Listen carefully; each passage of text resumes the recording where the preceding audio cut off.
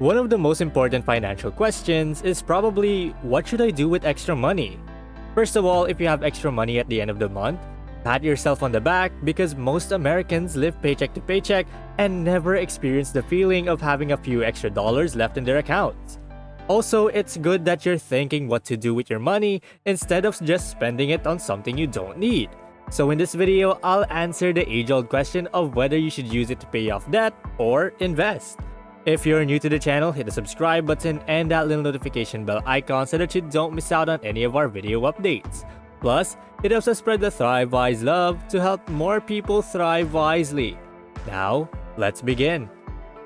It's great that you have cash on hand that you can use to improve your financial situation.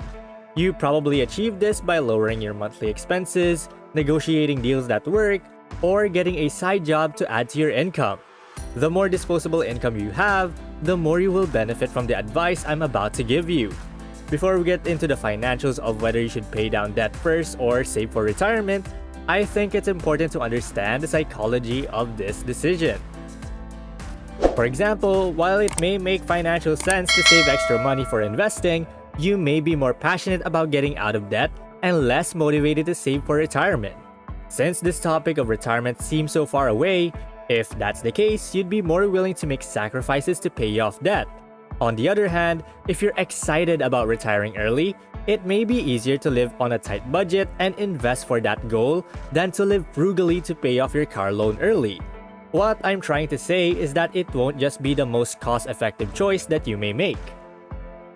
In fact, you have two choices if you find that your emotions aren't in line with the choice that will make you the most money. Option 1 is to go with your emotions and take a lower return. Option 2 is to change your mind and make more money.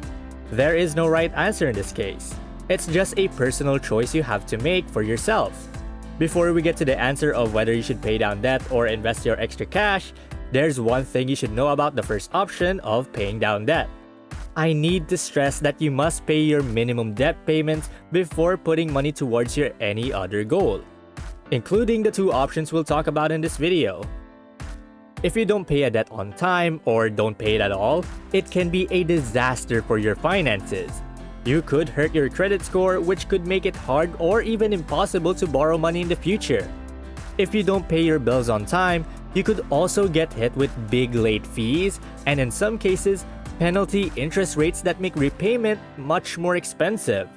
You could even lose your home or have it taken away if you don't pay your bills. So before you do anything else with your money, make sure you have enough to cover your minimum balances. Okay, so let's talk about when it makes sense to pay down your debt first. This is one of the two options you are considering for that extra money you have on hand. When it comes to debt, the choice is often made for you. For example, if you have a high-interest debt that's costing you a lot, you should put any extra money towards paying it off. Most likely, you will be better off financially if you pay off high-interest debts like credit cards than if you invest. Let me give you an example to show you what I mean. Let's say you have a credit card debt of about $16,400 with a 15% interest rate. If you had a median income of $57,600 a year and saved 20% of that, you'd have about $960 a month to put towards your financial goals.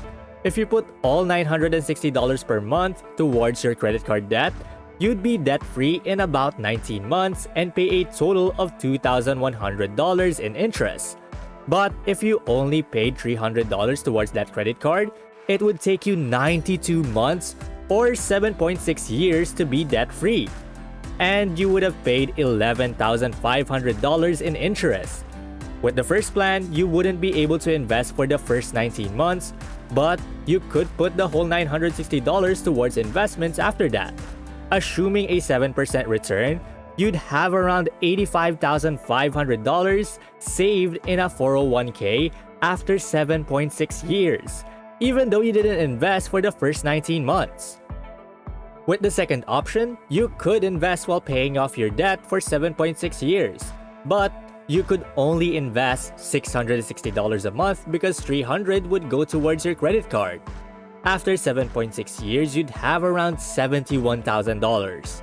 In this case, the interest on your debt is higher than the returns you're likely to get from investing. In short, the bigger the difference between extra interest paid and investment gains, the higher the interest on your debts. Even though paying off high-interest debts is more important than investing, that doesn't mean you should pay off all of your debts first. As you might have guessed, debts with a lower interest rate won't cost as much and will be a less profitable way to use this extra cash.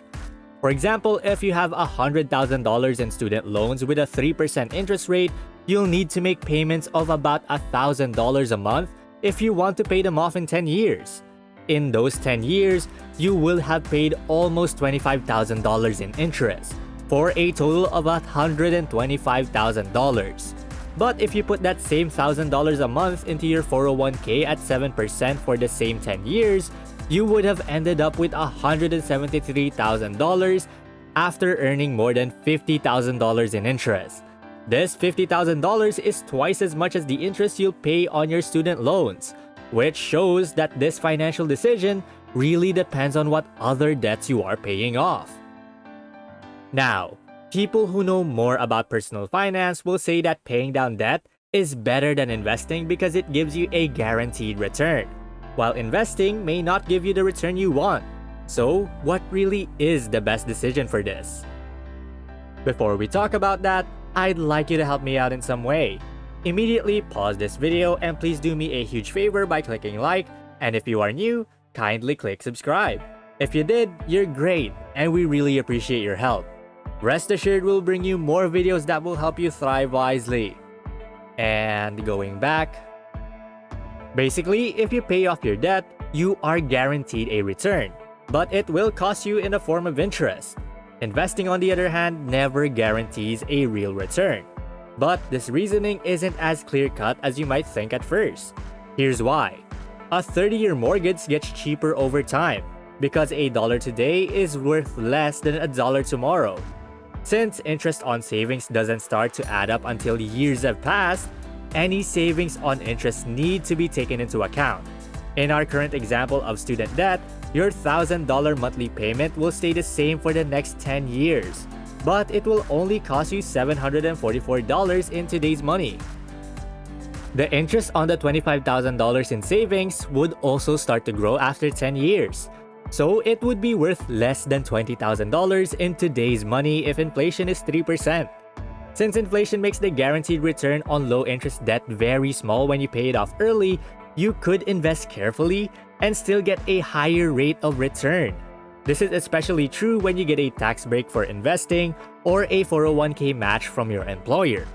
Both of these give you a guaranteed return equal to the value of the tax break or matching money. When deciding between paying down debts and investing, you should also think about whether or not you can consolidate your loans. With a credit card balance transfer, you can lower the interest rates on your debts with the highest interest rates, like your credit cards. You can often get a low interest rate as a promotion, like 0% financing.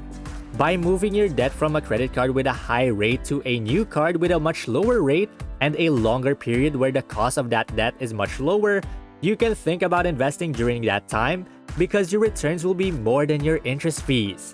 When that time period is over, you can reevaluate your plan. Now, there's one more important thing to think about when making this choice, and it has to do with taxes, which is everyone's favorite topic in finance.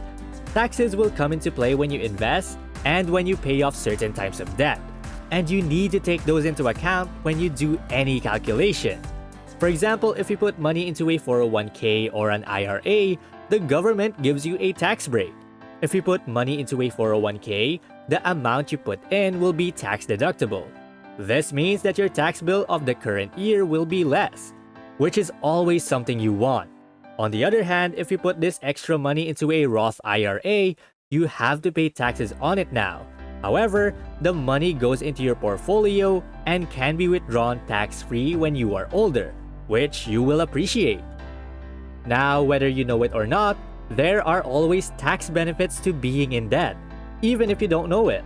If you have mortgage debt, you can deduct the interest you paid on up to $750,000 in debt or up to $1 million in debt if you bought your home before December 16, 2017.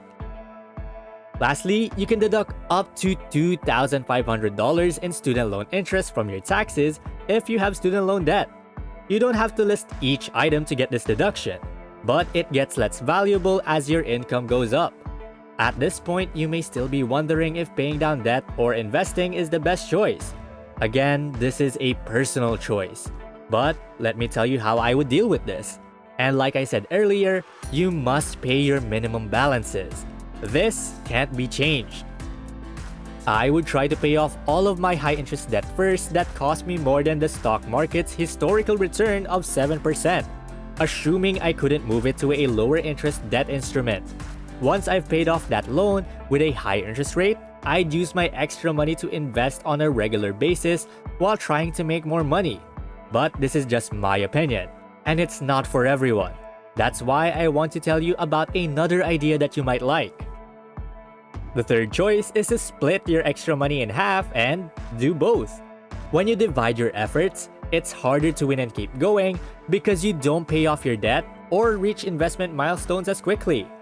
But you can still get around these problems by doing things like setting up automatic payments for your debts and automatic deposits for your investments and savings account.